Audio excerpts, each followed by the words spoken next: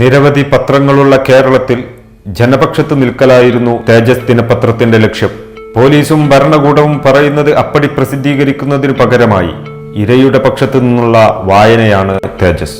ജനാധിപത്യത്തിന്റെ നാലാം തൂണായ മാധ്യമങ്ങൾ കള്ളക്കഥകൾ പ്രചരിപ്പിച്ചും പൗരന്മാരെ രാജ്യദ്രോഹികളും വിധ്വംസക പ്രവർത്തകരുമായി ചിത്രീകരിച്ചും ഇതുവഴി ജനങ്ങൾക്കിടയിൽ ഭീതിതമായ സാഹചര്യം സൃഷ്ടിക്കവേ തേജസ് ഉദയം കൊണ്ടു. തേജസ് 2006 ജനുവരി 26 ആരംഭിച്ചിട്ടുള്ളത്. വളരെ വലിയ തയ്യാറെടുപ്പുകളോടുകൂടി വളരെയേറെ ഒരു സുപ്രധാനമായിട്ടുള്ള ഒരു സാമൂഹിക ശാക്തീകരണ നീക്കം എന്ന നിലയിലാണ് ഇത് ആരംഭിച്ചത്. കാരണം കേരളത്തിൽ ഇതുവരെ റെപ്രസെൻ്റ് ചെയ്യപ്പെട്ടുള്ള മാധ്യമരംഗത്ത് റെപ്രസെൻ്റ് ചെയ്യപ്പെട്ടിട്ടില്ലാത്ത വിഭാഗങ്ങളാണ് തേജസിൻ്റെ പ്രധാനപ്പെട്ട ചുമതലക്കാരായിട്ട് വന്നിട്ടുള്ളത്. തേജസിൻ്റെ ഡെസ്കിൽ അവരാണ് പ്രവർത്തിച്ചിട്ടുള്ളത്. അതുപോലെ തന്നെ തേജസിൻ്റെ വായനക്കാരിൽ തന്നെ ഒരു വലിയ വിഭാഗം ആദ്യമായിട്ട് മാധ്യമങ്ങൾ വാങ്ങുന്ന ഒരവസ്ഥയിലേക്ക് എത്തിയ പുതിയതായിട്ട് സാമൂഹികമായിട്ട് മാധ്യമരംഗത്തേക്കൊക്കെ വരുന്ന വിഭാഗങ്ങളാണ്. ഭീകരതയുടെ പേരിൽ നിരവധി നൂറുകണക്കിന് യുവാക്കൾ ജയിലിറയിൽ പോകുന്ന കാര്യങ്ങൾ, അതുപോലെ തന്നെ ഭരണരംഗത്തും സാമൂഹിക രംഗത്തുമൊക്കെ തന്നെ പലതരത്തിലുള്ള പാർശ്വവൽക്കരണത്തിൻ്റെ ഭാഗമായിട്ട് അനുഭവിക്കുന്ന പ്രശ്നങ്ങൾ, ഇതെല്ലാം വലിയ തോതിൽ അനുഭവങ്ങളുടെ അടിസ്ഥാനത്തിൽ പുറത്തു കൊണ്ടുവരുന്നതിൽ, അത് ജനങ്ങൾക്കിടയിൽ ചർച്ചയാക്കുന്നതിൽ ഒക്കെ തന്നെ വലിയ ഒരു പങ്കാണ് തേജസ് വഹിച്ചത്.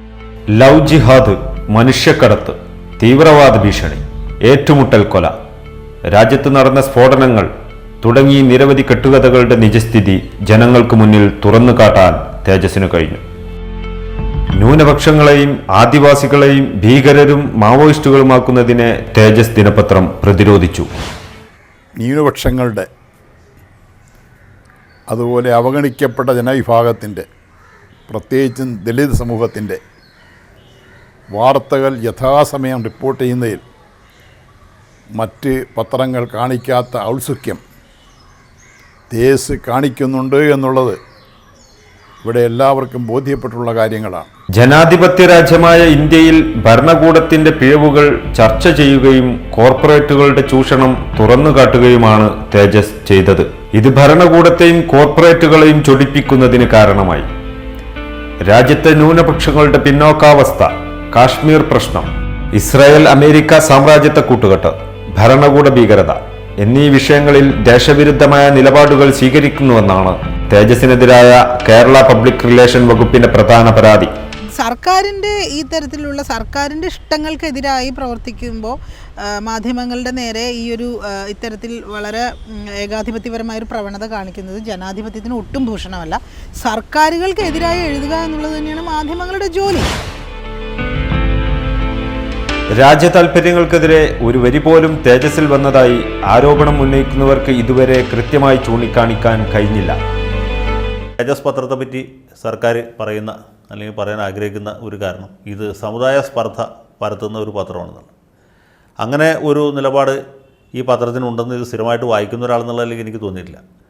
അതിൽ വാർത്തകൾ കൊടുക്കുന്ന കാര്യത്തിൽ തേജസ് പ്രത്യേകിച്ചും കുറേ കൂടി ശ്രദ്ധ മറ്റ് പല പത്രങ്ങളെ അപേക്ഷിച്ച് പുലർത്തുന്നുണ്ടെന്നും എനിക്ക് അഭിപ്രായമുണ്ട്.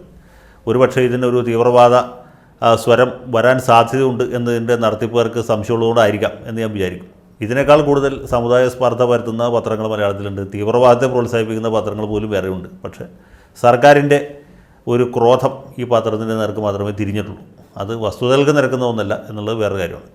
മൂന്നാമത്തതും കുറേ കൂടി പ്രധാനപ്പെട്ടതുമായൊരു കാര്യം, ഒരു പത്രം ഒരു സമുദായ സ്പർദ്ധ പരത്തുന്നുണ്ടെങ്കിൽ അല്ലെങ്കിൽ അതിൻ്റെ നിലപാട് തീവ്രവാദത്തെ പ്രോത്സാഹിപ്പിക്കുന്നു, രാജ്യസുരക്ഷയ്ക്ക് വിഘാതമായിട്ടുള്ളതാണെങ്കിൽ അതിന് നേരെ നടപടിയെടുക്കുകയാണ് ചെയ്യേണ്ടത്. അല്ലാതെ കൊണ്ട് ഒരു പത്രത്തിന് മാത്രമായിട്ട് പരസ്യം നിഷേധിച്ച് വിവേചനപരമായ രീതിയിൽ സർക്കാർ പെരുമാറുന്നതിൽ യാതൊരു യുക്തിയുമില്ല. ഔദ്യോഗിക തീരുമാനമാണെങ്കിൽ വിവരം രേഖാമൂലം അറിയിക്കുക, വിശദീകരണം ചോദിക്കുക, തെളിവെടുപ്പ് നടത്തുക എന്നീ നടപടികളൊക്കെ വേണം. എന്നാൽ ഇതൊന്നും തേജസിന്റെ കാര്യത്തിൽ ഉണ്ടായില്ല. ഞാൻ മനസ്സിലാക്കുന്നത് അങ്ങനെ എന്താണ് ഞങ്ങളുടെ അടുത്തുള്ള തെറ്റ് എന്നൊരു വിശദീകരണത്തിന് തേജസിൻ്റെ പ്രവർത്തകർ ചോദിച്ചപ്പോൾ കൃത്യമായി മറുപടി പറയാൻ കേരള ഗവൺമെൻറ്റിനോ കേന്ദ്ര ഗവൺമെൻറ്റിനോ സാധിച്ചിട്ടില്ല എന്നാണ്. അപ്പോൾ ഇനിയും ഞാൻ പറയുന്നത്, ഒന്നുകിൽ പരസ്യം കൊടുക്കുക, അല്ലെങ്കിൽ ഇത് നിയമലംഘനമാണ് ഈ പത്രം നടത്തുന്നതെങ്കിൽ നടപടിയെടുക്കുക. നിയമസഭയിൽ തേജസിന്റെ പരസ്യ നിഷേധത്തെക്കുറിച്ച് PC ജോർജ് MLA നൽകിയ സബ്മിഷന് മറുപടിയായി വർഗീയത വളർത്തുന്ന പത്രമാണെന്നും അതുകൊണ്ട് പരസ്യ നിഷേധത്തിൽ തെറ്റില്ല എന്നുള്ള മറുപടിയാണ് മുഖ്യമന്ത്രി പിണറായി വിജയൻ നൽകിയത്. ഞാൻ പറയുന്നത് മാത്രം ശരി എന്നൊരു ഭരണാധികാരി പറഞ്ഞാൽ അതല്ല ശരി എന്ന് പറയാൻ ഈ രാജ്യത്തെ ജനങ്ങൾക്കും അവരുടെ ജിഹ്വായ പത്രങ്ങൾക്കും ഒക്കെ ഉണ്ട്. അതല്ല, ഞാൻ പറയുന്നതിന് വന്നാൽ നിങ്ങളെ നശിപ്പിക്കും, നിങ്ങളുടെ നിലനിൽപ്പ് ഇല്ലാതെയാക്കും, നിങ്ങളുടെ സാമ്പത്തിക സ്രോതസ്സുകൾ മുടക്കും എന്നൊരു ഭരണാധികാരി പറയണത് അസഹിഷ്ണുതയാണ്. ജനങ്ങളെ വർഗങ്ങളായി തിരിച്ചവരാണ് തേജസിനെതിരെ വർഗീയ ആരോപണങ്ങൾ ഉന്നയിക്കുന്നത്. ആദിവാസികളും ദലിതരും മറ്റ് അവശജനങ്ങളും അനുഭവിക്കുന്ന പ്രശ്നങ്ങളെ ജനങ്ങൾക്ക് മുമ്പിൽ തുറന്നുകാട്ടുന്നതിൽ തേജസ് ദിനപത്രം എന്നും മുൻപന്തിയിൽ തന്നെയുണ്ട്. പക്ഷേ പാർശ്വവൽക്കരിക്കപ്പെട്ട ജനവിഭാഗങ്ങൾ, അധസ്ഥിതര്, സമൂഹത്തിൽ നീതി ഇനിയും ഒരുപാട് കിട്ടേണ്ടതായി മിച്ചം നിൽക്കുന്ന ആളുകൾ, ജനവിഭാഗങ്ങൾ,